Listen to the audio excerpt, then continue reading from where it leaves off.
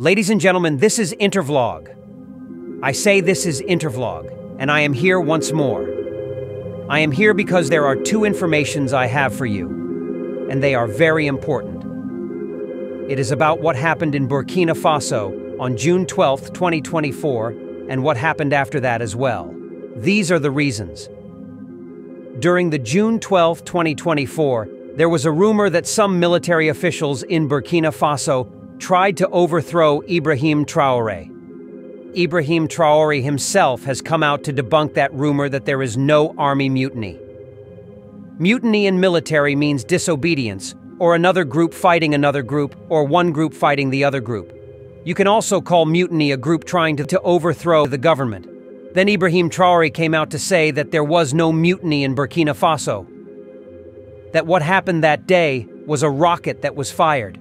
Mistakenly, that rocket happened to land into a wrong position. That it was a mistake. That explosion landed nearby RTB channel. Some people suffered minor injury, but no life was lost. Now, he also went ahead to explain the reason people thought it was a military coup. He said, a day before that explosion, which was on 11th of June, Burkina Faso suffered one of the heaviest loss in their military history.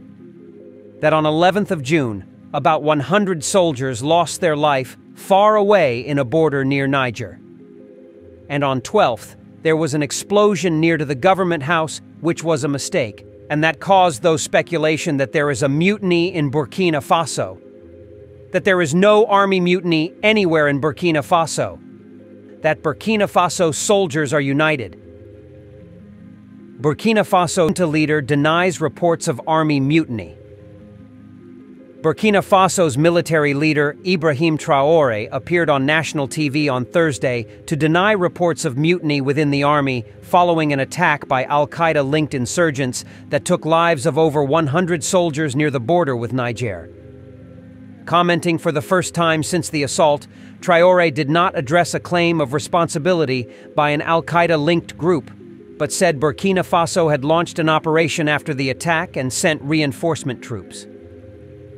Some media outlets and activists had been speculating about whether Traore was safe after gunfire was heard close to the presidency and a rocket shell fell near state-run RTB television's headquarters in the capital Ouagadougou on June 12th. It's absolutely not the case. We are here, Traore told people gathered in front of RTB's headquarters, denying mutiny allegations. The incident happened while we were at the Council of Ministers.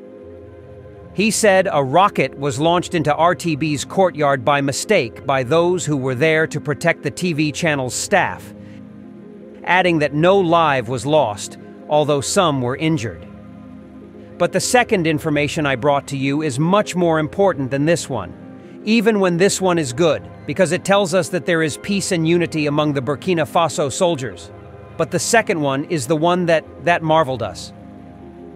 When all these things happened, after the June 12th, immediately when Putin heard about the explosion together with the loss in life of 100 soldiers near the border with Niger, Putin sent Russian soldiers to protect Ibrahim Traore. Since then, there have been many a flight from Russia going inside and outside Burkina Faso. There are flights from Russia flying above Burkina Faso, so together with Barata drones and other sophisticated air weapons, to make sure that things like that never happen even near to the border. In the past week, planes carrying Russian reinforcements and some Malian officials were dispatched to bolster Traore's security after talks between the two countries' juntas. Two sources with direct knowledge of the discussions told Reuters. The reports point to the close ties between the neighboring junta-led states and their growing reliance on Russia rather than Western powers for security support in a West African region beset by political instability and Islamist insurgencies. A Russian-registered cargo plane made 7 trips to Ouagadougou from Gao and Bamako in Mali between June 15th and June 18th, according to a Reuters analysis of flight tracking data on Flight Radar 24. In his address, Traore said 6 Russian planes had flown from Gao, carrying UN equipment following the conclusion of a mission there. The UN peacekeeping mission in Mali did not immediately respond to a request for comment. A day before the events in Ouagadougou, the West African Sahel nation's army suffered one of the biggest attacks in Mansilla area. Responsibility for that attack was claimed by al-Qaeda affiliate Jama'a Nusrat ul-Islam wa al-Muslimin, JNIM group.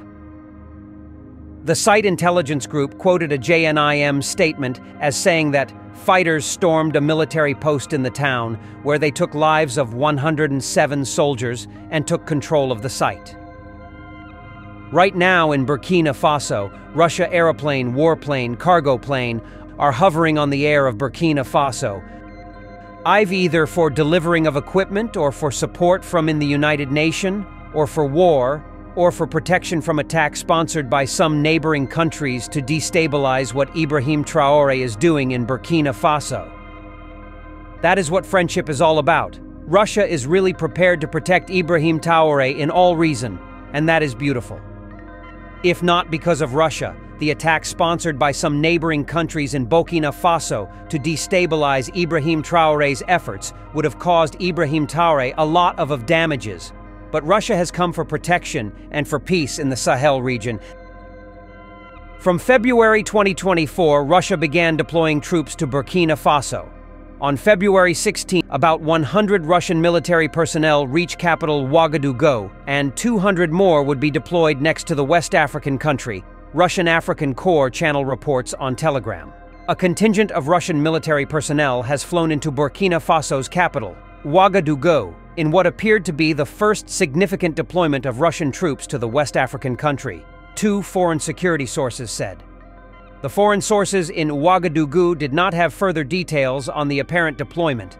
The African Corps channel on the Telegram messaging app, which claims affiliation with Russia's defense ministry, said a group of 100 servicemen had flown to Burkina Faso to ensure the safety of the country's leader Ibrahim Traore and the Burkinabe people.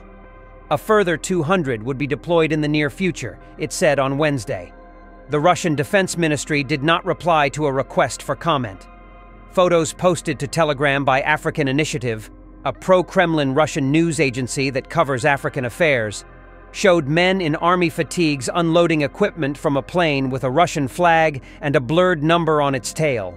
The aircraft pictured on the sun-baked tarmac was an Il-76, long the workhorse of the Russian military. African Initiative said the photos showed the arrival in Ouagadougou of the 100 Russian servicemen, who it said would also train their Burkinabe counterparts and help patrol dangerous areas. The junta-led country's relations with Moscow have been in the spotlight since it booted out French troops in early 2023, fueling speculation it would deepen security ties with Russia like neighboring Mali, where Russian Wagner mercenaries operate. Thank you very much. This is Intervlog.